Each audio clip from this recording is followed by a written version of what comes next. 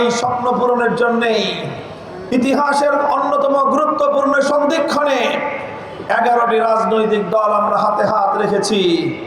নিজেদের ভাগ্য গড়ার জন্য নয়, কোন নেতা দল বা জোটের ভাগ্য গড়ার জন্য নয়, বাংলার 18 কোটি মানুষকে তাদের ন্যায্য অধিকার বুঝিয়ে দেওয়ার জন্য। তাই আলহামদুলিল্লাহ আজ টেকনাফ থেকে তেঁতুলিয়ায় আমাদের এই ঐক্যের বদৌলতে সকল ধর্ম বর্ণ নির্বিশেষে প্রতিটি মানুষ, বিশেষ করে কোরআন প্রেমিক ইসলামী জনতা, আজ তারা ইসলামী এবং দেশপ্রেমিক এই নির্বাচনী 11 দলীয় মহা এই ঐক্য জোটের পক্ষে গোটা বাংলাদেশে জনতার বাঁধ ভাঙ্গা জোয়ার উঠেছে। আমি বলতে চাই, এই বাঁধ ভাঙ্গা জোয়ার উঠার পিছনে আমাদের ঐক্য করতে অনেক মূল্য আমাদেরকে পরিশোধ করতে হয়েছে। আমরা দেশের জন্য, দেশের মানুষের মুখে হাসি ফোটাবার জন্য আরো অনেক মূল্য পরিশোধ করতে আমরা হাসি মুখে প্রস্তুত আছি। তাই আজ আমি এই ফরিদপুরের 4 আসনের মানুষকে আমি বলতে চাই, আমরা এদেশের নতুন বন্দোবস্তের জন্য, জুলাই বিপ্লবকে সার্থক করার জন্য 1,500 শহীদের রক্তের সঙ্গে নিজেদের প্রতিশ্রুতি রক্ষা করার জন্য 30,000 যুদ্ধাহত জুলাই যোদ্ধার প্রতি শ্রদ্ধা প্রদর্শন, কমিটমেন্ট রক্ষা করার জন্য যে অঙ্গীকার নিয়ে মাঠে নেমেছি, সেটা হলো আমরা বাংলাদেশের রাজনীতিতে পরিবর্তন আনবই ইনশাআল্লাহ।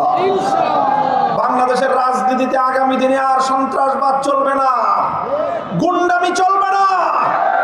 গুন্ডা সন্ত্রাসী মাস্তান দিয়ে ভোট কেন্দ্র দখল করে জনতার ব্যালটের রায় ছিনতাই করার দিন শেষ।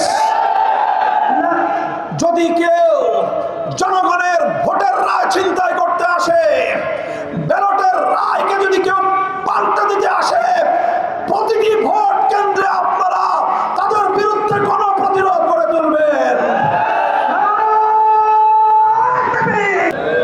সংসদ নির্বাচন 5 বছর পরে পরে আসে, কিন্তু এইরকম গণভোটের নির্বাচন 50 বছর পরে একবার আসতে পারে, এর চেয়ে তাড়াতাড়ি আসে না। কাজেই এই শুধু মার্কার নির্বাচনের পিছনে পড়ে গণভোটের নির্বাচনের কথা ভুলে গেলে চলবে না।